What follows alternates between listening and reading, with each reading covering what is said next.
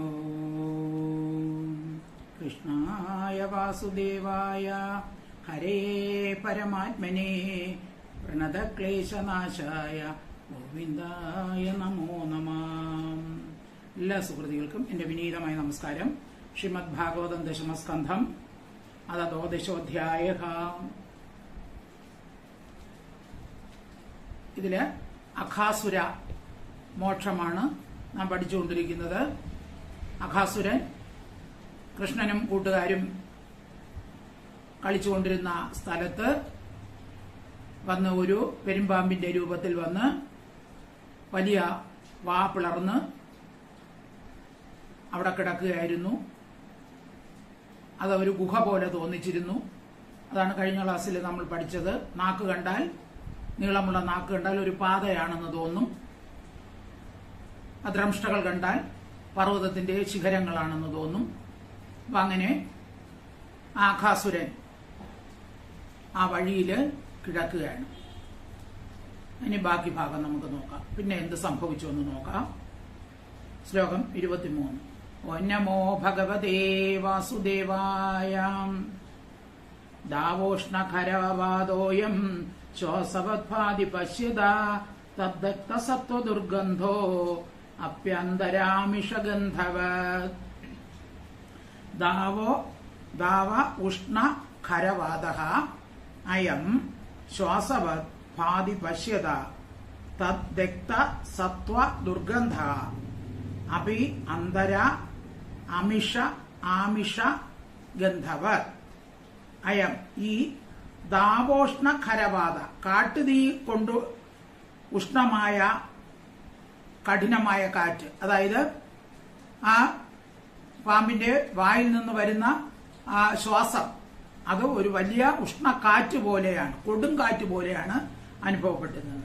അപ്പോൾ വലിയ ഒരു ഉഷ്ണക്കാറ്റ്, കഠിനമായ ഉഷ്ണക്കാറ്റ് ശ്വാസം എന്ന പോലെ ഭാതി ശോഭിക്കുന്നു. അവന്റെ ശ്വാസം വിടുമ്പോൾ വലിയ ഉഷ്ണക്കാറ്റ്. തദ്ദക്ത സത്വദുർഗന്ധാപി, അപ്പൊ അതിൽ നിന്നും ദുർഗന്ധം വരുന്നു. അതായത് കാട്ടുതീയിൽ ദഹിക്കുന്ന മൃഗങ്ങളുടെ മാംസം കത്തുമ്പോൾ ഉണ്ടാകുന്ന ആ മണം, ഒരു ദുർഗന്ധം, അത് അനുഭവപ്പെടുന്നു. അവന്റെ ആ പാമ്പിന്റെ വായിൽ നിന്ന് ദുർഗന്ധം. അന്തര ആമിഷഗന്ധം, വായ്ക്കുള്ളിൽ അകപ്പെട്ട മാംസഗന്ധം പോലെ. അപ്പൊ മറ്റുള്ള ജീവികളെ കഴിച്ച് ആ മാംസത്തിന്റെ ഗന്ധം പോലെയുള്ള ആ ഗന്ധവും വരുന്നുണ്ട്. അപ്പൊ കുട്ടികൾ പറയാണ്, പശ്യത, നോക്കുവിൻ. അപ്പൊ ഇത് നോക്കുമ്പോൾ ഈ പ്രാണിയുടെ മുഖത്ത് നിന്ന് എന്തോ കാറ്റ് പോലെ വരുന്നുണ്ട്. വായിലെ ഒരു ദുർഗന്ധമുണ്ട്. അത് മൃഗങ്ങളെ ഭക്ഷിച്ചിട്ട് ആ മാംസത്തിന്റെ ഗന്ധം പോലെയൊക്കെ വരുന്നു. അപ്പൊ ഇത് എന്താണ്, ഈ ജന്തു എന്താണ് എന്നൊക്കെ കുട്ടികൾ ശങ്കിച്ചു പറയുകയാണ്. ശ്ലോകം ഒന്നുകൂടെ നോക്കാം. ദാവോഷ്ണഖരവാദോയം ശ്വാസവദ്ഭാതി പശ്യത തദ്ദത്ത സത്വ ദുർഗന്ധോ അപ്യന്തരാമിഷഗന്ധവത്. ശ്ലോകം 24.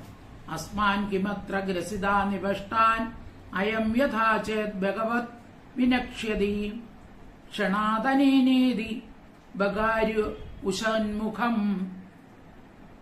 വീക്ഷ്യോ ഉത്ഥസന്ത കരതാടനൈര്യയോ അസ്മാൻ കിമത്ര ഗ്രസിത നിവിഷ്ടാൻ അയം തഥാ ചേത് ഭഗവത് വിനിക്ഷ്യതി ക്ഷണാത് അനേനേതി. അനേന ഇതി, അതാണ് അനേനേതി. ബകാരി ഉഷന്മുഖം, ബകാരി ഉഷന്മുഖം വീക്ഷ്യ ഉത്ഥസന്തഃ കരതാടനൈഹി യയുഹു. അത്ര ഇവിടെ നിവിഷ്ടാൻ, പ്രവേശിച്ചിരിക്കുന്ന അസ്മാൻ, നമ്മളെ, അയം, ഇവൻ ഗ്രസിത, ഗ്രസിക്കുമോ, ഇവൻ തിന്നുമോ? അപ്പൊ നമ്മളെ ഈ ഗുഹയ്ക്കകത്ത് കയറിയാൽ, അപ്പൊ കുട്ടികൾ പറയാണ്, ശരിക്കും ഇത് പാമ്പാണെന്ന് അവർക്ക് അറിഞ്ഞൂടല്ലോ. ഇത് ഗുഹയാണ്, ഇതാ പാമ്പിനെ പോലെ കിടക്കുന്നു. ഇനി നമ്മളെ ഈ ഗുഹയ്ക്കകത്ത് കയറുമ്പോ ഈ പാമ്പ് ഇതിനെ നമ്മളെ തിന്നുമോ? അതാച്ചേ, അങ്ങനെയാണെങ്കിൽ അനേന, ഇത് നിമിത്തം ഭഗവത്, ഭഗമെന്ന പോലെ ക്ഷണത്തിൽ വിനക്ഷതി, നശിക്കും. അപ്പൊ അങ്ങനെ ഇവൻ തിന്നുകയാണെങ്കിൽ, നേരത്തെ ആ ബഗാസുരന്റെ വായിൽ കൃഷ്ണൻ പോയപ്പോൾ ആ ബകാസുരൻ നശിച്ചല്ലോ, അതുപോലെ ആ യവന് നശിക്കും. കുട്ടികൾ പറയാണ് ഇത് എന്ന് പറഞ്ഞ് ബകാരി ഉഷന്മുഖം, ബകശത്രുവിന്റെ മനോഹരമായ മുഖത്തെ, ബകശത്രു ആരാണ്? കൃഷ്ണൻ എന്നൊക്കെ പറഞ്ഞിട്ട് കൃഷ്ണന്റെ മുഖത്തെ ഇവരങ്ങ് നോക്കിയിട്ട് ഉത്തസന്തക ഉറക്ക ചിരിച്ചു, കരതാടനൈ കൈകളടിച്ച് ശബ്ദിച്ചു, കൈകൊട്ടി, യയു യാനം ചെയ്തു. എന്നിട്ട് എന്ത് ചെയ്തു? ഈ ബാലന്മാരെല്ലാരും കൂടെ പെരുമ്പാമ്പിനകത്തേക്ക് കയറിപ്പോയി. ഇവൻ പാമ്പ് തന്നെയെന്തോ, ഇവൻ ഒരു വലിയ ജന്തു തന്നെയെന്തോ, നമ്മൾ ഈ ഗുഹയ്ക്കകത്ത് കയറുമ്പോൾ നമ്മെ വിഴുങ്ങുമോ എന്തോ. അഥവാ വിഴുങ്ങിയാലും ഇവൻ എന്ത് സംഭവിക്കും? ആ ബഗത്തിനെ പോലെ, ആ ബകാസുരൻ വന്നതുപോലെ ഇവന് നാശം തന്നെ സംഭവിക്കും എന്ന് പറഞ്ഞ് കൃഷ്ണനെ നോക്കി ചിരിച്ചിട്ട് അവര് പാമ്പിന്റെ വായ്ക്കകത്ത് കയറിപ്പോയി.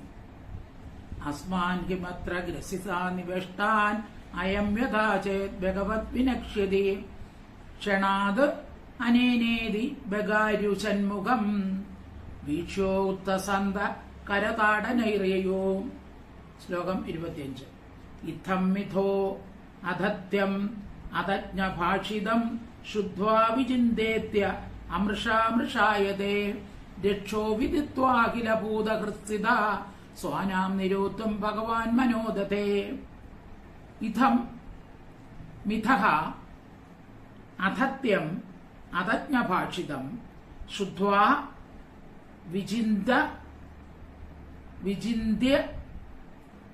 വിചിന്തി ഇതി അമൃഷ. അതാണ് വിചിന്യേത്യ അമൃഷ. വിചിന്തി ഇതി അമൃഷ മൃഷായതേ രക്ഷഃ വിദിത്വാ അഖിലഭൂത ഹൃത്സ്ഥിതഃ സ്വാനാം നിരോധും ഭഗവാൻ മനഃ ദധേ.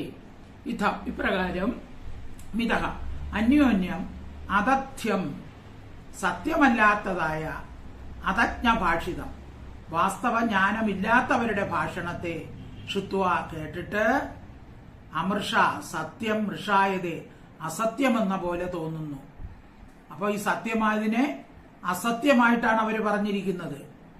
ഇത് എന്ന് വിചിന്തി ആലോചിച്ചിട്ട് ഭഗവാൻ വിചാരിച്ചു സത്യമായതിനെ ഇവര് അസത്യമായി വിചാരിച്ചു. എന്നിട്ട് അഖില ഭൂതഹൃത് സ്ഥിത സകല ജീവജാലങ്ങളുടെ ഉള്ളിരിക്കുന്ന ആ ഭഗവാൻ രക്ഷസ് എന്ന് വിദിത്വ അറിഞ്ഞിട്ട് സ്വാനാം തൻകൂട്ടരെ നിരോധം തടുക്കാനായിക്കൊണ്ട് ഭഗവാൻ മനസ്സിനെ ദധേ ധരിച്ചു. അപ്പൊ ഇത് അറിവില്ലാത്തവർ ചെയ്യുന്ന കാര്യമാണ്. ഇവർ വൃന്ദാവനശ്രീ എന്ന് ധരിച്ചിരിക്കുകയാണ്, ഇതൊരു ഗുഹയാണെന്ന് ധരിച്ചിരിക്കുകയാണ്. യഥാർത്ഥ രാക്ഷസനാകണമെന്ന് ഭഗവാൻ അറിയാം, പക്ഷെ ഇവർക്ക് അറിഞ്ഞുകൂടാ. അപ്പൊ ഈ ബാലകന്മാരെ ഈ അജഗരമുഖത്തിൽ പ്രവേശിക്കാൻ ഇടവരുത്തരുതെന്ന് അപ്പോൾ ഭഗവാൻ ഹൃദയത്തിൽ വിചാരിച്ചു. പക്ഷെ ഭഗവാൻ വിചാരിക്കുമ്പോൾ കുട്ടികൾ എന്ത് ചെയ്തു? കുട്ടികൾ ആ മുഖത്തിൽ പ്രവേശിച്ചു. അപ്പൊ ഭഗവാന് ഇതൊരു ലീലയാണ്. ഭഗവാൻ വിചാരിച്ച ഇവരെ ഏതായാലും അതിനകത്ത് കയറട്ടെ, ഇവരെ എന്തായാലും രക്ഷിച്ചല്ലേ പറ്റുള്ളൂ, അവരെ രക്ഷിക്കാം എന്ന് ഭഗവാൻ ചിന്തിച്ചു. ഇനി ഭഗവാൻ എങ്ങനെ രക്ഷിക്കുമെന്ന് നമുക്ക് അടുത്ത ശ്ലോകത്തിൽ നോക്കാം.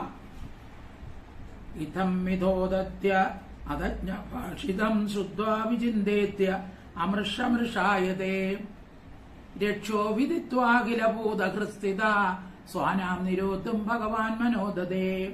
ശ്ലോകം 26. താവത് പ്രവിഷ്ടാസ്തു അസുരോദരാന്തരം പരം ന ഗീർണാ ശിശവ സവത്സ പ്രതീക്ഷമാണേന ബകാരിവേശനം ഹതസ്വകാന്തസ്മരണേന രക്ഷസാം.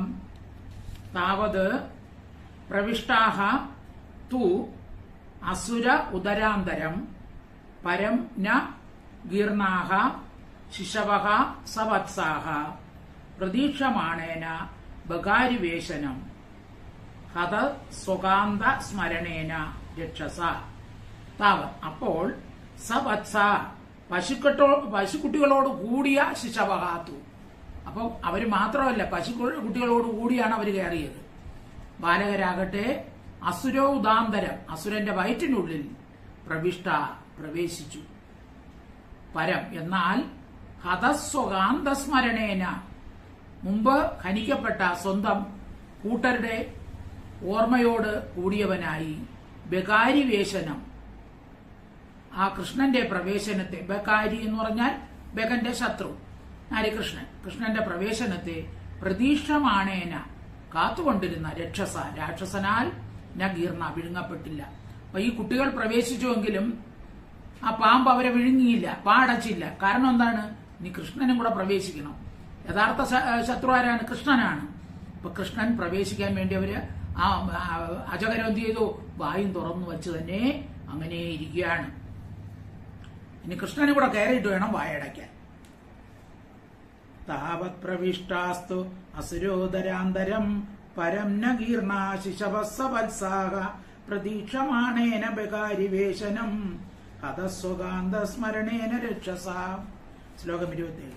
താൻ വീക്ഷ്യ കൃഷ്ണ സകലാഭയപ്രദോ ഹ്യനന്യനാഥാൻ സ്വകരാത് അവച്യുതാൻ ദീനാം ച മൃത്യോർജഠരാഗ്നിഖാസാൻ കൃണാർദിതോ ദിഷ്ടകൃതേന വിസ്മിതഃ. താൻ വീക്ഷ്യ കൃഷ്ണഃ സകല അഭയപ്രദോ പ്രദഃ ഹി അനന്യനാഥാൻ സ്വകരാത് അവച്യുതാൻ ദീനാൻ ച മൃത്യോർ ജഠരാഗ്നി ഖാസാൻ കൃണാർദിതഃ ദിഷ്ട കൃതേന വിസ്മിതഃ. സകല അഭയപ്രദ, എല്ലാവർക്കും അഭയത്തെ ദാനം ചെയ്യുന്ന കൃഷ്ണൻ അനന്യനാഥാൻ, തന്നെ കൂടാതെ വേറെ നാഥനില്ലാത്തവരും സ്വകരാ, തന്റെ കയ്യിൽ നിന്ന് അവച്യുതാൻ, ഇപ്പോൾ വിട്ടുപോയവരും മൃത്യോഹോ, അന്തകന്റെ ജഠരാഗ്നി ഖാസാൻ, ജഠരാഗ്നിക്ക് ആഹാരമായി ഭവിച്ചവരും ദീനാൻ, ദുഃഖിതന്മാരുമായ താൻ, അവരെ ഗോപക്കുട്ടികളെയും പശുക്കുട്ടികളെയും വീക്ഷ്യ കണ്ടിട്ട് കൃണാർദിതാഹ, ഭഗവാന് കരുണയുണ്ടായി, കരുണയ്ക്ക് അധീനനായി ദിഷ്ടകൃതേന, അദൃഷ്ടത്തിന്റെ പ്രവൃത്തിയാൽ, അതായത് മായയാൽ വിസ്മിത, ആശ്ചര്യയുക്തനായി മന്ദഹസിച്ചു. ഒരു അദൃഷ്ട ശക്തി. അപ്പൊ അങ്ങനെ ഭഗവാൻ ഒന്നൊന്ന് ചിരിച്ചു. എന്തായാലും ഇവര് ഇതാ വായ്ക്കകത്ത്, അജഗരത്തിന്റെ വായ്ക്കകത്ത് അകപ്പെട്ടിരിക്കുകയാണ്. അപ്പൊ ഇവരെ രക്ഷിച്ചേ ഒക്കൂ, ഇവർക്ക് മറ്റ് നാഥന്മാരില്ല, ഞാനാണ് അവരുടെ നാഥൻ. താൻ വീക്ഷ്യ കൃഷ്ണ സകലാഭയപ്രദോ ഹ്യനന്യനാഥാൻ സ്വകരാതവച്യുതാൻ ദീനാം ച മൃത്യോർ ജഠരാഗ്നികാസാൻ കൃണാർദിതോ ദിഷ്ടകൃതേന വിസ്മിതഃ. ശ്ലോകം 28. കൃതം കിമത്രാസ്യ കലസ്യ ജീവനം നവാമീഷാം ച സദാം വിഹിംസനം ദ്വയം കഥം സ്യാദിതി സംവിചിന്യത ജ്ഞാത്വാ വിശത്തുണ്ടം അശേഷ ദൃക്ഹരിഃ. കൃതം കിം അത്ര അസ്യ ഖലസ്യ ജീവനം നവാ അമിഷാം ച സദാം വിഹിംസനം ദ്വയം കഥം സ്യാദിതി സംവിചിന്യ തദ് ജ്ഞാത്വാ ആവിശത് തുണ്ടം അശേഷ ദൃക് ഹരിഹി. അത്ര, ഇതിൽ കൃത്യം ചെയ്യേണ്ടത് കിം, എന്താകുന്നു? ഇപ്പൊ എന്ത് ചെയ്യണം? അസ്യഹലസ്യ, ഈ ദുഷ്ടന്റെ ജീവനം, ജീവിതവും സദാം, സത്തുക്കളായിരിക്കുന്ന അമീഷ, ഇവരുടെ വിഹിംസനം, മരണവും വയം, രണ്ടും കഥം, എങ്ങനെ നവാസ്യാത്, ഭവിക്കുകയില്ല. അപ്പോ യവനെ കൊന്നുകഴിഞ്ഞാൽ ഇപ്പൊ അങ്ങനെ കുട്ടികളും ചാകും. അപ്പൊ ഇനിയിപ്പോ കുട്ടികളെ കൊല്ലാൻ പറ്റൂലല്ലോ. ഇപ്പോ എന്തു ചെയ്യണം? അശേഷദൃ, എല്ലാം അറിയുന്ന ഹരിഹി, കൃഷ്ണൻ തത്, അതിനെ ജ്ഞാത്വ, അറിഞ്ഞിട്ട് തുണ്ടം, മുഖത്തെ ആവിശത്, പ്രവേശിച്ചു. അപ്പോ ഞാൻ പ്രവേശിക്കാതെ ഇരുന്നാൽ ഇവൻ എന്ത് ചെയ്യും? കുട്ടികളെ കൊല്ലും, വിഴുങ്ങും. പിന്നെ ഞാൻ അവനെ ഉപദ്രവിച്ചാൽ ഇവനും പോവും, കുട്ടികളും പോവും. അപ്പോ അതുകൊണ്ട് കുട്ടികളെ രക്ഷിക്കണമെങ്കിൽ എന്ത് ചെയ്യണം? ഭഗവാൻ വിചാരിച്ചു ഞാനും കൂടെ ഇതിനകത്ത് പ്രവേശിക്കാം. അങ്ങനെ ഭഗവാൻ ആ അജഗരത്തിന്റെ വായ്ക്കകത്ത് പ്രവേശിക്കുന്നു. കൃത്യം കിമത്രാസ്യ കലസ്യ ജീവനം നവാമീഷാം ച സദാം വിഹിംസനം ദ്വയം കഥസ്യാദിതി സംവിചിന്യത ജ്ഞാത്വാ വിശത്തുണ്ടം അശേഷ ദൃക്ഹരിഃ. ശ്ലോകം 29. തഥാ ഖനച്ഛതാ ദേവാ ഭയാത്ഹാകേതി ചുക്രുഷു ജഗർഷുർ യേ ച കംസാദ്യ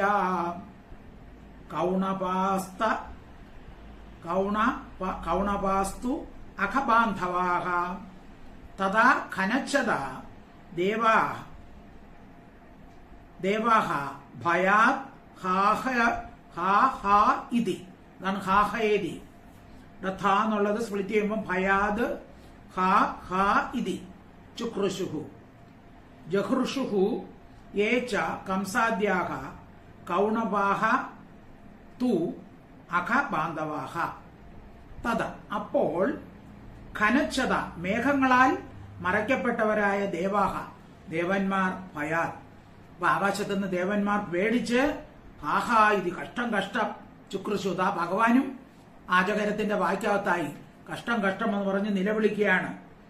അഖബാന്ധവ ആ അഖന്റെ ബന്ധുക്കളായ കംസാദ്യ കംസൻ മുതലായവർ ഏ കൗണപാഹ യാതൊരു രാക്ഷസരാകട്ടെ ജഗൃഷു സന്തോഷിച്ചു. ഇപ്പൊ ദേവന്മാർ കഷ്ടം കഷ്ടം എന്ന് പറഞ്ഞ് നിലവിളിച്ചു. പക്ഷെ കംസന്റെ ആൾക്കാർക്ക് സന്തോഷമായി. ആ കൃഷ്ണനും കൂടെ പ്രവേശിച്ചല്ലോ. ഗോകുലത്തിലെ കുട്ടികളും കൃഷ്ണനും മുഴുവൻ പേരും ഇപ്പൊ തന്നെ കൊല്ലപ്പെടുമെന്ന് അവര് വിചാരിച്ച് സന്തോഷിച്ചു. തഥാ കനച്ഛതാ ദേവാ ഭയാത്ഹാകേതി ചുക്രുഷുഹു ജഗൃഷുർ യേ ച കംസാദ്യ കൗണപാസ്തു അഖബാന്ധവാഃ. ശ്ലോകം 30.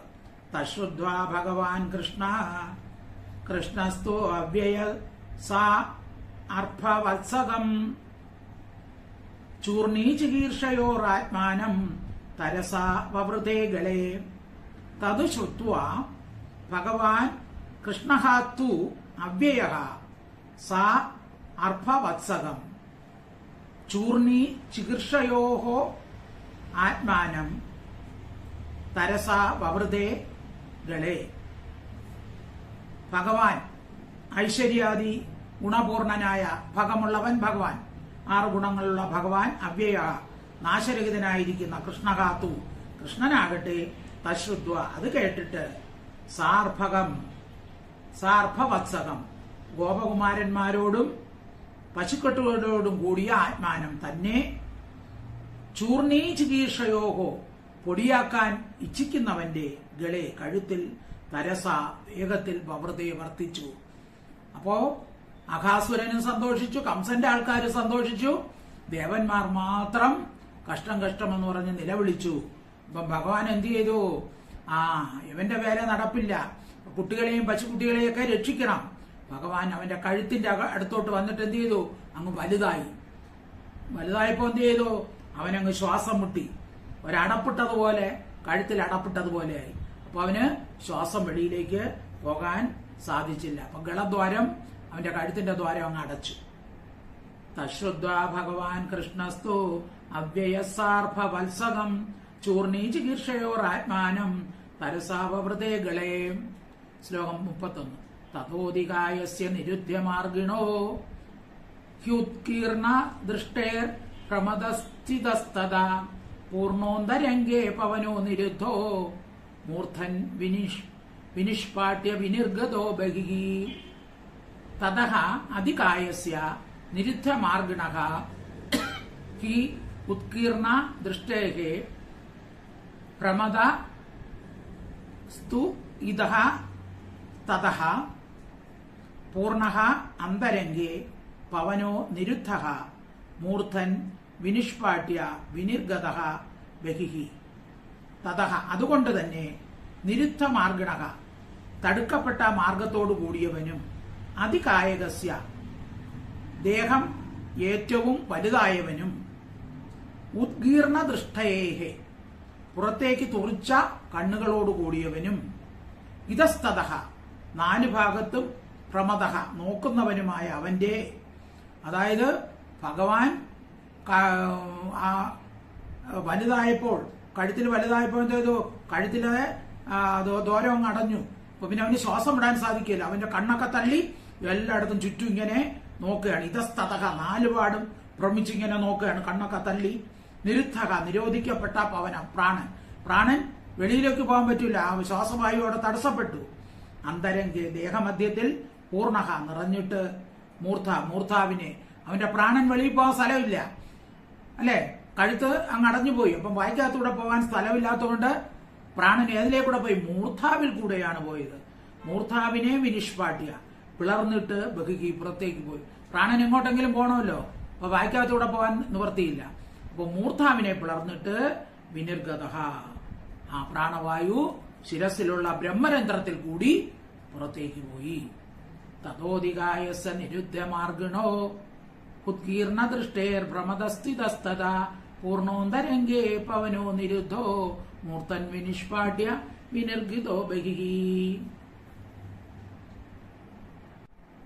ശ്ലോകം 32. തേനൈവ സർവേഷു ബഹിർഗതേഷു പ്രാണേഷു വത്സാൻ സുഹൃതപരേതാൻ ദൃഷ്ട്യാ സ്വയോത്ഥാപ്യ തദന്വത പുനഃ വക്ത്രാ മുകുന്ദോ ഭഗവാൻ വിനിർയയോ. തേന ഏവ സർവേഷു ബഹിർഗതേഷു പ്രാണേഷു വത്സാൻ സുഹൃതഃ പരേതാൻ ദൃഷ്ട്യാ സ്വയഃ ഉത്ഥാപ്യ തദന്വതഃ പുനഃ വക്ത്രാത് മുകുന്ദഃ ഭഗവാൻ വിനിർയയോ.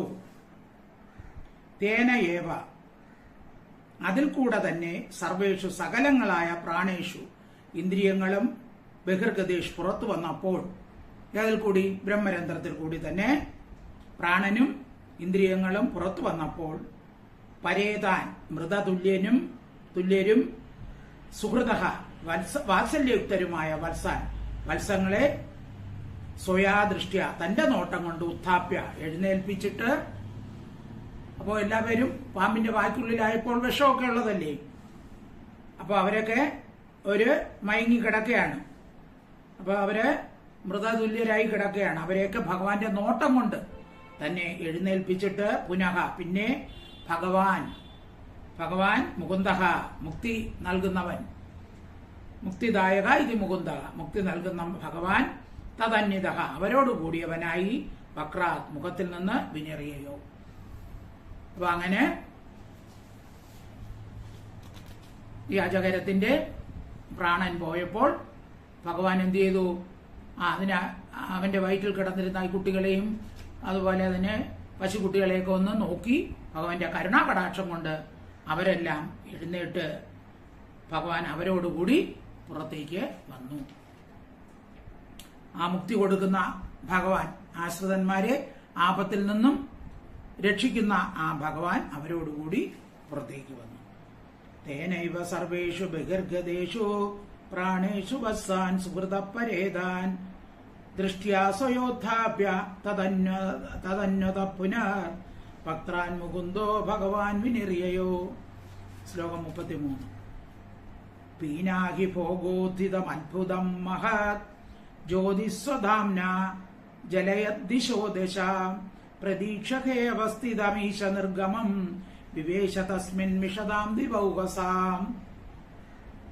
പീന അഹി ഭോഗ ഉത്ഥിത തടിച്ചു വലുതായിരിക്കുന്ന ആ സർപ്പശരീരത്തിൽ നിന്നും പുറപ്പെട്ടതും സ്വധാംന സ്വപ്രഭയാൽ ദശദിശ 10 ദിക്കുകളെ ജ്വലയ അധികം പ്രകാശിപ്പിക്കുന്നതും, അതായത് ഈ അഘാസുരൻ മരിച്ചപ്പോൾ അഘാസുരന്റെ ആ ബ്രഹ്മരന്ധ്രത്തിൽ കൂടി ഒരു തേജസ് പുറത്തേക്ക് വന്നു. ആ തേജസ് അത്ഭുതവും ആയ മഹാജ്യോതി മഹത്തായ ആ തേജസ് ആകാശത്തിൽ അവസ്ഥിതം നിൽക്കുന്നതായിട്ട് ഈശനിർഗമം ഈശ്വരൻ വെളിക്ക് വന്നതിനെ പ്രതീക്ഷ കണ്ടിട്ട്, അപ്പൊ അഘാസുരനിൽ നിന്നും പ്രാണനെല്ലാം പുറപ്പെട്ടെന്ന് പറഞ്ഞല്ലോ. ഇത് എവിടെ നിന്നു? ഒരു ജ്യോതിഷായിട്ട് ആകാശത്തിൽ നിന്നു ഭഗവാൻ വിനിർഗത വെളിയിൽ വന്നപ്പോൾ എന്ത് ചെയ്തു? പ്രതീക്ഷ അതിനെ പ്രതീക്ഷിച്ച് നിൽക്കുന്നുവെന്ന് തോന്നുമാറ് മിഷതാം കണ്ണുകൾ മിഴിച്ചു നിൽക്കുന്ന ദിവൗകസാം ദേവന്മാരുടെ മുമ്പാകെ തസ്മിൻ അവനിൽ വിവേശ പ്രവേശിച്ചു. അപ്പൊ അഘാസുരനിൽ നിന്നും പുറപ്പെട്ട ആ തേജസ് എന്ത് ചെയ്തു? ദേവന്മാർ നോക്കി നിൽക്കെ ഭഗവാൻ വെളിയിൽ വന്നപ്പോൾ ഭഗവാനിലേക്ക് പ്രവേശിച്ചു. അപ്പൊ ഭഗവാനെ കൊല്ലാനാണ് അഘാസുരൻ വന്നത്. പക്ഷേ അവൻ എന്ത് കിട്ടു? മോക്ഷം കിട്ടി. അവന്റെ തേജസ്, അവന്റെ ആത്മാവ് ഭഗവാനിൽ ലയിച്ചു. അപ്പൊ ഭഗവാന്റെ ആ സ്പർശനം കൊണ്ട് ആ പാപമുള്ള അഘാസുരൻ പോലും പാപമുക്തനായി. അവന് മോക്ഷം, മുക്തി ലഭിച്ചു, സായുജ്യ മുക്തി ലഭിച്ചു. പീനാഹി ഭോഗോദ്ധിതമത്ഭുതം മഹത് ജ്യോതിസ്വദാംന ജലയദ്ദിശോ ദശ പ്രതീക്ഷകേ അവസ്ഥിതമീശ നിർഗമം വിവേശ തസ്മിൻ മിഷതാം ദിവൗഹസാം. ശ്ലോകം 34. തതോധിഹൃഷ്ട സുഹൃദോ ഹൃദാർഹണം പുഷ്പൈസുരാപ്സരസച്ച നർത്തനൈ ഗീതൈസുഖ വാദ്യതരാശ്ച വാദ്യകൈ സ്തവൈശ്ച വിപ്ര ജയനിസ്വനൈർഗണാഃ. തതഃ അതിഹൃഷ്ടാഃ സ്വഹൃദാഃ അകൃതാർഹണം പുഷ്പൈഃ സുരാ അപ്സരഃ ച നർത്തനൈഃ ഗീതൈഃ സുഗ വാദ്യതരാഃ ച വാദ്യകൈഃ സ്തവൈഃ ച വിപ്ര ജയനിസ്വനൈർഗണാഃ.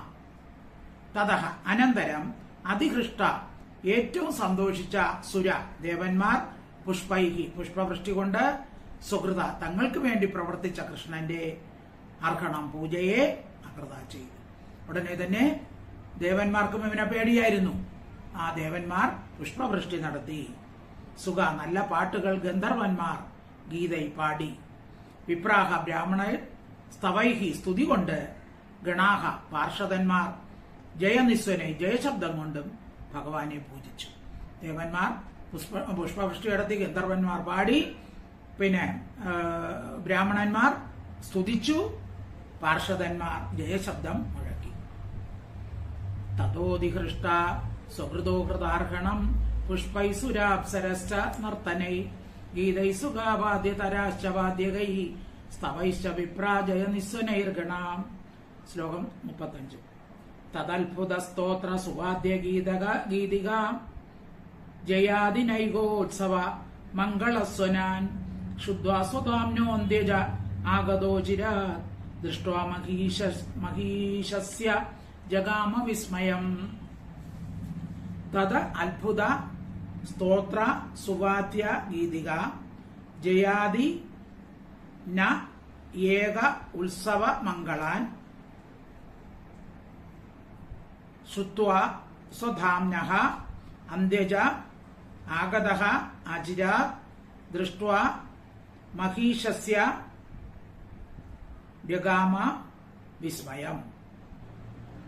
തദത്ഭുത സ്തോത്ര സുവാദ്യ ഗീതക ജയാദി നൈവോ ഉത്സവ മംഗളസ്വനാൻ.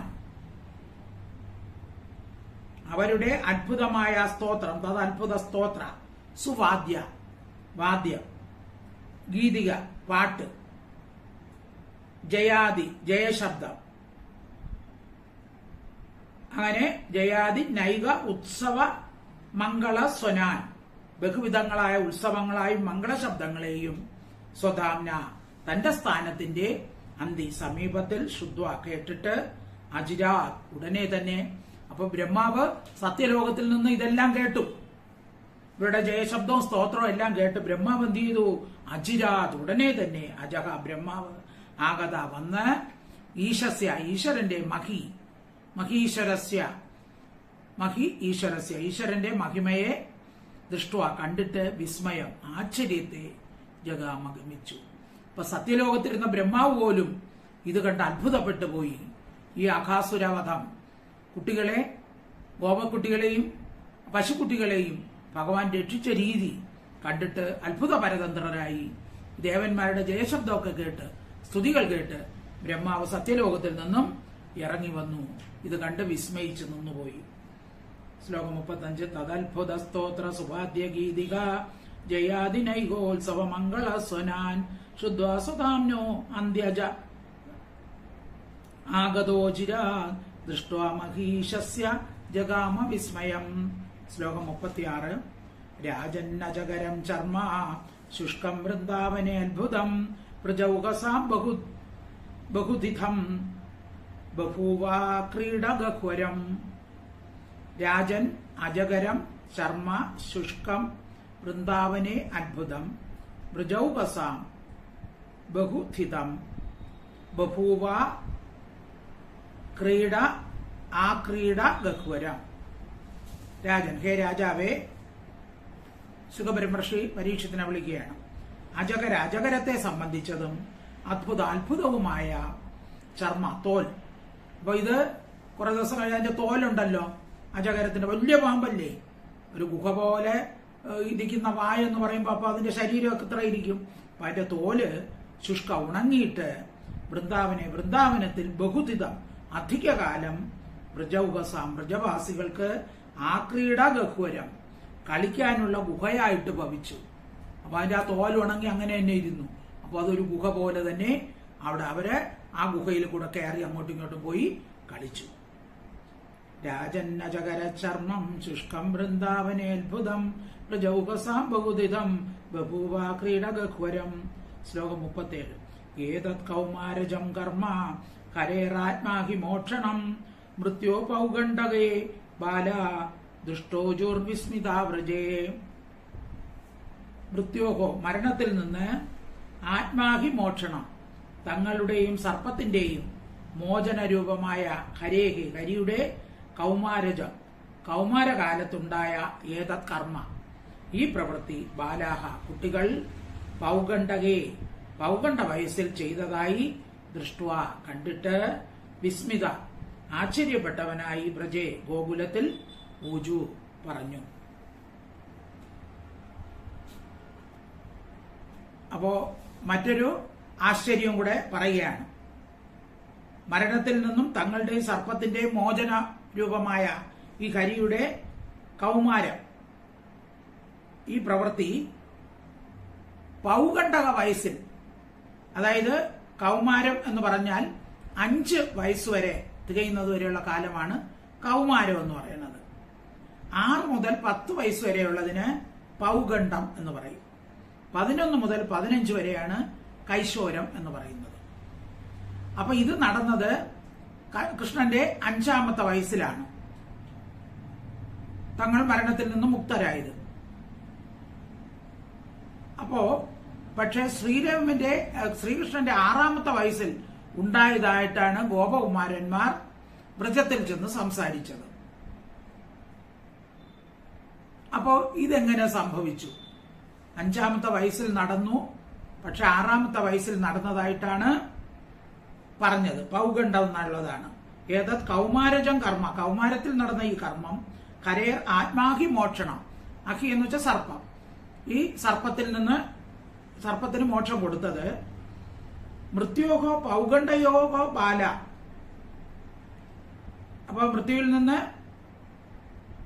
ഈ മരണത്തിൽ നിന്ന് അവരെ രക്ഷിച്ചത് കൗമാരം വയസ്സിൽ 5ാം വയസ്സിലാണെങ്കിലും പൗഗണ്ഡ 6 വയസ്സ് തൊട്ടാണ് പൗഗണ്ഡം എന്ന് പറയുന്നത്. അതിലെന്നാണ് 6ാം വയസ്സിലെന്നാണ് കുട്ടികൾ ചെന്ന് പറഞ്ഞത്. അപ്പൊ അത് അവരൊക്കെ അത്ഭുതപ്പെട്ടു. അങ്ങനെ പറയാൻ കാരണമെന്ത്? അങ്ങനെ കാരണം ഇനി വരും, അതുകൊണ്ട് ഇപ്പൊ പറയുന്നില്ല. ശ്ലോകം 38.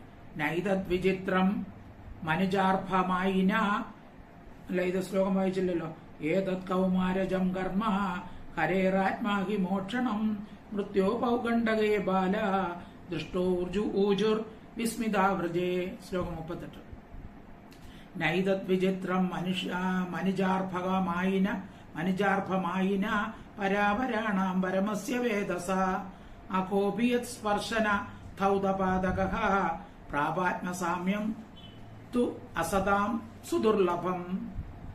ന ഏതത് വിചിത്രം മനുജ അർഭകമായിനഃ പരാവരാണാം പരമസ്യ വേദസഃ അഖഃ അപി യത് സ്പർശന ധൗതപാദകഃ പ്രാപ ആത്മസാമ്യം തു അസതാം സുദുർലഭം.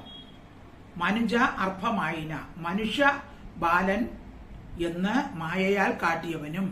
ഇപ്പൊ മായ കൊണ്ട് മനുഷ്യബാലനായിരിക്കുന്ന കുട്ടി പരാമരാണാം ശ്രേഷ്ഠന്മാരും നികൃഷ്ടന്മാരുമായവരുടെ വേദസഹ സൃഷ്ടികർത്താവും പരമസ്യ പരമേശ്വരനും ആയവന്റെ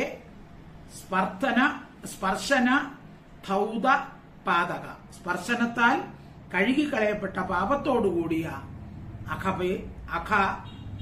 അഖാസുരനും അസതാം അസത്തുക്കൾക്ക് സുദുർലഭം കിട്ടാത്തതുമായ ആത്മസാമ്യം ഭഗവത് സാമ്യത്തെ പ്രാപിച്ചു. ഇത് യാതൊന്നോ ഏതത് ഇത് ന വിചിത്രം, ആശ്ചര്യമല്ല. അപ്പൊ അഘാസുരന് മോക്ഷം സിദ്ധിച്ചു എന്നുള്ളത് ആശ്ചര്യമൊന്നും അല്ല. ആ പൂതന ഭഗവാനെ കൊല്ലാൻ വന്നു, പൂതനയ്ക്ക് മോക്ഷം കിട്ടിയില്ലേ? അതുപോലെ അഘാസുരൻ. ഇത് എല്ലാവർക്കും ആശ്ചര്യമായി തോന്നും, പക്ഷേ ഇത് ആശ്ചര്യമൊന്നും അല്ല. ഇതെല്ലാം ഭഗവാന്റെ ലീലാവിശേഷം തന്നെയാണ്. ആ ഉത്കൃഷ്ടമായവരുടെയും നികൃഷ്ടമായവരുടെയും എല്ലാവരുടെയും സൃഷ്ടികർത്താവ് ഭഗവാൻ തന്നെയാണ്, പരമേശ്വരനാണ്. അപ്പോ ഭഗവാന്റെ സ്പർശനം കൊണ്ട് ഏത് ദുഷ്ടനായാലും അവന്റെ പാപം കഴുകി കളയപ്പെടും. അപ്പോ ഇവിടെ പറഞ്ഞിരിക്കുന്ന അഹോബി സ്പർശന ധൗതപാതക പ്രാപ ആത്മസാമ്യം. ഇവിടെ ഭഗവത് സാമ്യത്തെ പ്രാപിച്ചു എന്നാണ്. സാമ്യം എന്ന് പറയുമ്പോൾ ഭഗവാന്റെ അടുത്താണ്. അപ്പം സാമീപ്യ മുക്തിയാണ് പറയുന്നത് ഇവിടെ. പക്ഷെ നേരത്തെ അപ്പൊ സാരൂപ്യം, ഭഗവാന്റെ ആ രൂപം കിട്ടി സാമ്യത്തിൽ പോയി എന്നുള്ള. പക്ഷെ നേരത്തെ പറഞ്ഞത് സായുജ്യ മുക്തി കിട്ടിയെന്നാണ് പറഞ്ഞത്, അല്ലെ? അപ്പോ ഭഗവാന്റെ ശരീര സ്പർശനം സായുജ്യ മുക്തിക്ക് കാരണമായെന്ന് ലോകത്തെ ബോധ്യപ്പെടുത്താൻ സായുജ്യമുണ്ടായി എന്ന് കാണിച്ചു. ഭഗവാന്റെ ഇച്ഛ ഇപ്പോൾ ഇവന് സായുജ്യം നൽകാനല്ല, അതിനാൽ ഇവിടെ സാരൂപ്യ പ്രാപ്തിയാണെന്ന് കാണിച്ചു. എന്നാൽ ഈ അവസ്ഥ സുഹൃതം ചെയ്തവർക്കല്ലാതെ വിഷയാസക്തന്മാർക്ക് സിദ്ധിക്കാവുന്നതല്ല. അങ്ങനെ ദുർലഭമായിരിക്കുന്ന സാരൂപ്യം അഖന് നൽകിയ ഭഗവാനെ സ്നേഹപൂർവ്വം ഭജിക്കുന്ന ഭക്തന്മാർക്ക് സായുജ്യം സിദ്ധിക്കാൻ എത്രയും എളുപ്പമാണ് എന്നുകൂടി ഇവിടെ ഫലശ്രുതിയുടെ പറയുന്നു. നൈതദ്വിചിത്രം മനുജാർഭമായിന പരാവരാണാം പരമസ്യ വേദസ അഹോബിയത് സ്പർശന ധൗതപാതക പ്രാപാത്മസാമ്യം സു അസതാം സുദുർലഭം. ശ്ലോകം 39. സഹൃദംഗ പ്രതിമാന്തരാഹിതാം മനോമയീ ഭാഗവതീ ദൗഗതീം സയേവ നിത്യാത്മ സുഖാനുഭൂത്യ അഭിപ്യുതസ്ത മായോ അന്തർഗതോ ഹി കിംപുനാ. യത് അംഗപ്രതിമ യാതൊരുത്തന്റെ ശരീരപ്രകൃതി മനോമയി മനോരൂപിണിയായിട്ടും സഹൃത് ഏകവാരം അന്തരാഹിത ഉള്ളിൽ ഉറപ്പിക്കപ്പെട്ടതായിട്ട് ഭാഗവതി ഭഗവാനെ സംബന്ധിച്ചതായ ഗതിയെ ദദൗ കൊടുത്തു.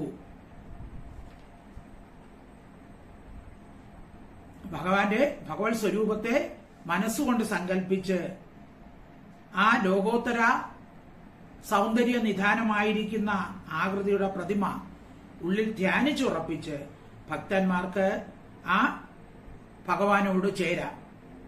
ആ ഭഗവാനെ തന്നെ ചിന്തിച്ച് ആ ഭഗവാന്റെ സ്വരൂപം തന്നെ ഉണ്ടായി. അപ്പോൾ ഇവിടെ ഭഗവാനെ തന്നെയാണ് ഉള്ളിലേക്ക് പ്രവേശിപ്പിച്ചത്. അങ്ങനെ ഭഗവാൻ തന്നെയാണ് അവന്റെ ഉള്ളിലോട്ട് കയറിയത്, ഉള്ളിലാണ് കയറിയത്. അപ്പൊ അങ്ങനെ ആകുമ്പോൾ എന്ത് ചെയ്യുന്നു? അവന്റെ ആ പാപങ്ങളെല്ലാം നശിച്ചു. അപ്പൊ പിന്നെ അവന് പരിപൂർണ ആനന്ദം കിട്ടാതിരിക്കുവോ? ഭഗവാൻ തന്നെ ഉള്ളിൽ പ്രവേശിക്കുകയാണ് ചെയ്തത്. അപ്പൊ പ്രതിമയുടെ ധ്യാനം കൊണ്ട് തന്നെ സായുജ്യം സിദ്ധിക്കുമ്പോൾ സാക്ഷാൽ മൂർത്തിയുടെ ദർശന സ്പർശന കൊണ്ട് എല്ലാ സങ്കടവും നശിച്ച അഘാസുരൻ സാരൂപ്യം പ്രാപിച്ചതിൽ ലേശവും ആശ്ചര്യമില്ല.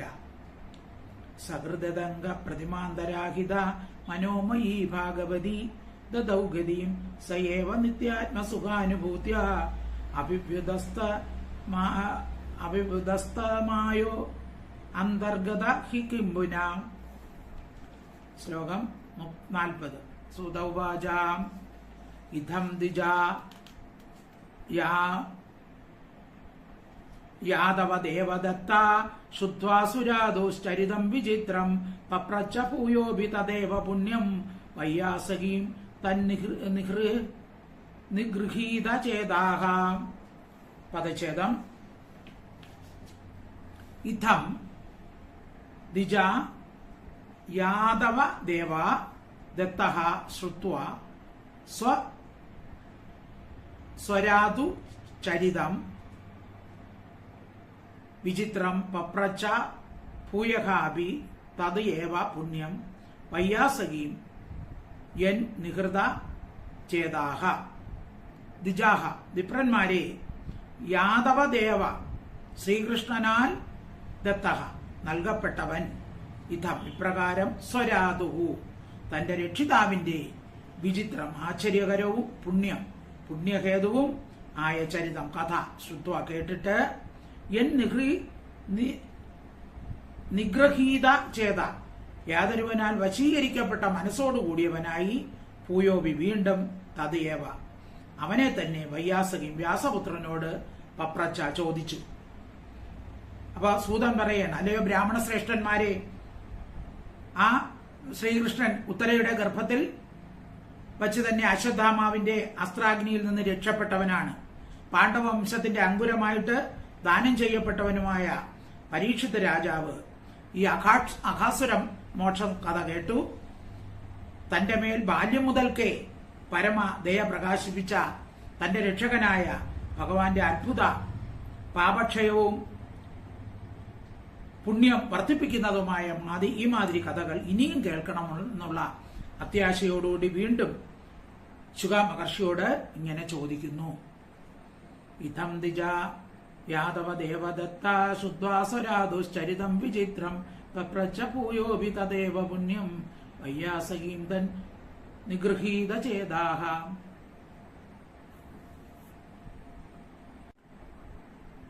ശ്ലോകം 41. രാജോവാച ബ്രഹ്മൻ കാലാന്തരകൃതം തത്കാലീനം കഥം ഭവേ യത് കൗമാരേ ഹരികൃതം ജഗുപൗഗണ്ഡകേ അർഭക. ബ്രഹ്മൻ, ഹേ ബ്രഹ്മത്തെ അറിഞ്ഞിട്ടുള്ളവനെ, കാലാന്തരകൃതം അന്യകാലത്തിൽ ചെയ്തത്, തത്കാലീനം ആ കാലത്തിൽ ചെയ്തതായിട്ട് കഥം എങ്ങനെ ഭവിക്കും. അപ്പോ സംശയം ചോദിക്കുകയാണ്. കൃഷ്ണൻ കൗമാരത്തിൽ ചെയ്ത അകാസുര മോക്ഷം ഈ ഗോപകുട്ടികൾ വ്രജത്തിൽ ചെന്ന് പറഞ്ഞത് പൗഗണ്ഡത്തിലാണെന്ന്. 5 വയസ്സിൽ ചെയ്തത് 6 വയസ്സിൽ ചെയ്തതായി പറഞ്ഞു. അപ്പൊ മുൻകാലത്തിൽ ചെയ്ത സംഗതി പിന്നൊരു കാലത്തിൽ ചെയ്തതായി പറയാൻ എന്താണ് കാരണം എന്ന് രാജാവ് ചോദിക്കുകയാണ്. ബ്രഹ്മൻ കാലാന്തരകൃതം തത്കാലീനം കഥം ഭവേ, ആ കാലത്തിൽ ചെയ്തതിട്ട് എങ്ങനെ ഭവിക്കുന്നു. കൗമാരേ ഹരികൃതം ജഗു, കൗമാരത്തിൽ ചെയ്തത് പൗഗണ്ഡകേ അർഭക, കുട്ടികൾ വന്ന് പൗഗണ്ഡത്തിൽ ചെയ്തതാണ്. ഹരികൃത, കൃഷ്ണൻ ചെയ്തത് പൗഗണ്ഡത്തിൽ ചെയ്തതാണെന്ന് പറയാൻ കാരണമെന്ത്. ശ്ലോകം 41. ബ്രഹ്മൻ കാലാന്തരകൃതം തത്കാലീനം കഥം ഭവേത് യത് കൗമാരേ ഹരികൃതം ജഗു പൗഗണ്ഡകേ അർഭകാഹ. ശ്ലോകം 42. തദ്ബ്രൂഹി മേ മഹായോഗിൻ പരം കൗതൂഹലം ഗുരോ നൂനമേതത് ഹരേരേവ മായാഭവതി നാന്യഥ. മഹായോഗിൻ, മഹാനായ യോഗിയായുള്ളവനെ, ഗുരു അല്ലയോ ഗുരു, അത് മേ എന്നോട് ബ്രൂഹി അരുളി ചെയ്യണമേ. ഇതെങ്ങനെ സംഭവിച്ചു? കൃഷ്ണൻ 5-ാം വയസ്സിൽ ചെയ്തത് 6-ാം വയസ്സിലാണെന്ന് കുട്ടികൾ പറയാൻ കാരണം എന്ത്? ഇതെന്നോട് പറയണം. പരം ഏറ്റവും കൗതൂഹലം, ഉത്സാഹം, ഇത് ഹരേഹേ ഏവ ഹരിയുടെ തന്നെ മായ ദുർഘടങ്ങളെ ഘടിപ്പിക്കുന്ന ആ ശക്തി, മായാശക്തി ഭവിക്കുന്നു. ന്യൂനം നിശ്ചയം അന്യത മറ്റൊരു പ്രകാരമല്ല. അപ്പൊ ഇത് ഭഗവാന്റെ മായാശക്തി തന്നെയാണ് എന്ന് ഞാൻ ഊഹിക്കുന്നു. അതുകൊണ്ട് ഇതിന്റെ കാരണം എന്താണെന്ന് എനിക്ക് പറഞ്ഞു തരണം. തദ്ബ്രൂഹി മേ മഹായോഗിൻ പരം കൗതൂഹലം ഗുരോ നൂനമേതത് ഹരേരേവ മായാഭവതി നാന്യഥ. ശ്ലോകം 43. വയം ധന്യതമാലോകേ ഗുരോ വീക്ഷത്ര ബന്ധവ യത് പിബാമോ മുഹുസ്ത്വ പുണ്യം കൃഷ്ണ കഥാമൃതം. ഗുരോഹോ, ഹേ ഗുരേ, ഗുരോ വയം ഞങ്ങൾ, വയം ധന്യതമാ ലോകേ ഗുരഹ ഗുരോഹോ ഗുരോ അപി ക്ഷത്രബന്ധവ യത് പിബാമഹ മുഹുഹു ത്വ പുണ്യം കൃഷ്ണ കഥാമൃതം. ഗുരോഹോ, ഗുരോ, ഹേ ഗുരോ വയം ഞങ്ങൾ ക്ഷത്രബന്ധവ അപി ക്ഷത്രിയന്മാരിൽ വെച്ച് നികൃഷ്ടരാണെങ്കിലും ലോകത്തിൽ ധന്യതമ ഏറ്റവും ധന്യന്മാരാണ്. എന്തുകൊണ്ടെന്നാൽ ത്വ നിന്തിരൊടിയിൽ നിന്ന് പുണ്യത്തെ വർദ്ധിപ്പിക്കുന്നതായ കൃഷ്ണ കഥാമൃതം, ശ്രീകൃഷ്ണ കഥയാകുന്ന അമൃതത്തെ മുഹു പിന്നെയും പിന്നെയും പിബാമ പാനം ചെയ്യുന്നു. അപ്പോ പരീക്ഷിത്ത് പറയാണ്, ഞങ്ങള് ക്ഷത്രിയ അധമന്മാരാണ്. അപ്പോ അത് ചിലപ്പോൾ നിരപരാധിയായ ആ മുനിയുടെ കഴുത്തിൽ പാമ്പിട്ടത് കൊണ്ടാണല്ലോ പരീക്ഷത്തിന് 7-ാം നാള് തക്ഷകന്റെ കടിയേറ്റ് മരണം സംഭവിക്കുമെന്ന് ശാപം കിട്ടിയത്. അപ്പൊ അതുകൊണ്ടാണ് ഇവിടെ ഞങ്ങള് ക്ഷത്രബന്ധവ, ക്ഷത്രിയ അധമന്മാരെന്ന് പറയാൻ കാരണം. അതുകൊണ്ടായിരിക്കാം. പിന്നെ അതുപോലെ തന്നെ കുറെ രാജ്യപരിപാലനത്തിന്റെ ഇടയ്ക്ക് യുദ്ധമൊക്കെ വരുമ്പോൾ അനേകം പേരെ ഹിംസിക്കുകയൊക്കെ ചെയ്യുമല്ലോ, അതുകൊണ്ടായിരിക്കും അങ്ങനെ പറഞ്ഞത്. അപ്പൊ അറിവില്ലായ്മ നശിച്ച് ഹൃദയശുദ്ധി ജനിപ്പിക്കുന്നതിനും ജനന മരണാദി ദുഃഖങ്ങളെ നശിപ്പിച്ച് പുനരാവർത്തി രഹിതമായിരിക്കുന്ന പദവി നൽകുന്നതിനും ഈ ശ്രീകൃഷ്ണന്റെ കഥാമൃതം ഉപകരിക്കുന്നു. അത് അങ്ങയുടെ മുഖാംബുജത്തിൽ നിന്ന് മുഖാത് അമൃതദ്രവ സംയുതം എന്ന് നമ്മൾ ആദ്യം പഠിച്ചിട്ടുണ്ടല്ലേ. ആ ശുഗന്റെ മുഖത്തു നിന്ന് ഒഴുകുന്ന അമൃതത്തിന് തുല്യമായ ഈ രസം ഭാഗവതം അങ്ങയിൽ നിന്ന് കേൾക്കാൻ വന്നത് എന്റെ പുണ്യം തന്നെയാണ്, മുഹുത്വത്വ പുണ്യം. അപ്പോ ശ്രീകൃഷ്ണ കഥയാകുന്ന അമൃതത്തെ പിന്നെയും പിന്നെയും പാനം ചെയ്യാൻ സാധിച്ചത് എന്റെ പുണ്യം തന്നെയാണ്. അങ്ങയിൽ നിന്നും പുണ്യം വർദ്ധിക്കുന്നതായ കഥ കേൾക്കാനുള്ള അവസരം കിട്ടി. അതുകൊണ്ട് ഞങ്ങള് ധന്യതമന്മാരാണ്, പുണ്യാത്മാക്കളാണ്. വയം ധന്യതമാലോകേ ഗുരോരഭിക്ഷത്ര ബന്ധവ യത് പിബാമോ മുഹുസ്തത്വ പുണ്യം കൃഷ്ണ കഥാമൃതം. സുതവാചാം ഇതം സ്മസ്പൃഷ്ട സതുപാദരായണി തത്സ്മാരിതാനന്ദ ഹൃദാഖിലേന്ദ്രിയ കൃഷ്ണാത് പുനർലബ്ധ ബഹിർദൃശീശനൈ പ്രത്യാഹതം ഭാഗവതോത്തമോത്തമ. ഇതം ഇപ്രകാരം പൃഷ്ട ചോദിക്കപ്പെട്ടും തത്സ്മാരിത അനന്ത ഹൃദാഖിലേന്ദ്രിയ അതിനാൽ സ്മരിക്കപ്പെട്ട അനന്തനാൽ അപഹരിക്കപ്പെട്ട സകലേന്ദ്രിയ വൃത്തികളോടുകൂടിയ സഹപാതരായണീത്തു ആ ശുഗനാകട്ടെ കൃഷ്ണ പ്രയാസപ്പെട്ട് ശനൈഹി മെല്ലെ മെല്ലെ പുനഃ പിന്നെയും ലബ്ധ ബഹിർദൃശി ബാഹ്യജ്ഞാനത്തോടു കൂടിയവനായിട്ട് ഭാഗവത ഉത്തമോത്തമ ഭഗവത് ഭക്തന്മാരിൽ വെച്ച് ഏറ്റവും ശ്രേഷ്ഠ തം അവനോട് പ്രത്യാഹ പറഞ്ഞു. ഭക്തന്മാരിൽ വെച്ച് സൂതൻ പറയാണ്, ഭക്തന്മാരിൽ വെച്ച് ഏറ്റവും ശ്രേഷ്ഠനായ ശൗനക, ഇതിപ്പോ സൂതൻ ശൗനകനോട് പറയുന്നത്. ഇപ്പോൾ ഇപ്രകാരം പരീക്ഷിത്ത് ചോദിച്ചപ്പോൾ അനന്ത കല്യാണ ഗുണ ആത്മാവായിരിക്കുന്ന കൃഷ്ണനിൽ തന്നെ മനസ്സ് ലയിച്ചതിനാൽ ശുഗമഹർഷി ദൃഢമായ സമാധിയിൽ സ്ഥിതനായി. അപ്പോ ആ സമാധി അവസ്ഥയിൽ ബ്രഹ്മാനന്ദത്തിൽ മുഴുകി ഒന്നും സംസാരിക്കാതെ കുറെ നേരം ഇരുന്നു. അപ്പോ സമാധിയിലിരിക്കുന്നത് അറിഞ്ഞ പരീക്ഷിത്ത് ആ സന്തോഷ നിമിത്തം സ്തോത്രം, നമസ്കാരം, വാദ്യം ഇവ ഉച്ചത്തിൽ പ്രയോഗിച്ചു. അങ്ങനെ കുറെ നേരം കഴിഞ്ഞപ്പോൾ ശനൈഹി മെല്ലെ കൺമിഴിച്ചു. ക്രമേണ ബാഹ്യവസ്തുക്കൾ കാണാനും കേൾക്കാനും തുടങ്ങി. ഈ വിധം യോഗീശ്വരനായ ശുഗൻ വീണ്ടും ബാഹ്യ വ്യാപാരത്തിൽ പ്രവർത്തിക്കത്തക്ക വിധം സമാധിയിൽ നിന്ന് ഉണർന്നു. ഇങ്ങനെ പലപ്പോഴും അദ്ദേഹം ബ്രഹ്മാനന്ദത്തിൽ ലയിക്കും. അത് മഹാന്മാരെല്ലാം അങ്ങനെയാണ്. കൂടെ കൂടെ അവരങ്ങ് ആ ബ്രഹ്മത്തിൽ തന്നെ ലയിച്ച് സമാധി സ്ഥിതിയിലാകും. അപ്പോഴേക്കും ഈ വിധം വാദ്യാദി പ്രയോഗങ്ങളാൽ പ്രയാസപ്പെട്ട് ഉണർത്തും എന്ന് കാണിക്കാനാണ് പുനഃ എന്ന ശബ്ദപ്രയോഗം. ഇങ്ങനെ ബ്രഹ്മാനന്ദ സമുദ്രത്തിൽ മുങ്ങിപ്പൊങ്ങിയ ആ യോഗീശ്വരൻ മഹാഭക്ത ശിരോമണിയായ പരീക്ഷത്തിനോട് അദ്ദേഹത്തിന്റെ ചോദ്യത്തിന് ഉത്തരം പറയുന്നു. അത് നമുക്ക് അടുത്ത ക്ലാസ്സിൽ പഠിക്കാം. ഇന്ന് ഇവിടെ നിർത്താം. ഇത് ശ്രീമദ് ഭാഗവതേ മഹാപുരാണേ ദശമസ്കന്ധേ പൂർവാർദ്ധേ അകാസുരമോക്ഷണ നിരൂപണ നാമ ദ്വാദശോധ്യായ സമ്പൂർണം. സർവത്ര ഗോവിന്ദനാമ സങ്കീർത്തനം. ഗോവിന്ദ ഹരി ഗോവിന്ദ. ഹരിയുട കാലിൽ വീഴാതാർക്കും പരിതാപാഗ്നി ശമിക്കില്ല. നിത്യം ഗുരവ വണങ്ങാതാർക്കും നിർവാണ സുഖം കിട്ടില്ല. ഹരിയുടെ കാലിൽ വീഴാതാർക്കും പരിതാപാഗ്നി ശമിക്കില്ല. ഹരി ഓം തത്സത്, ഹരി ഓം തത്സത്, ഹരി ഓം തത്സത്.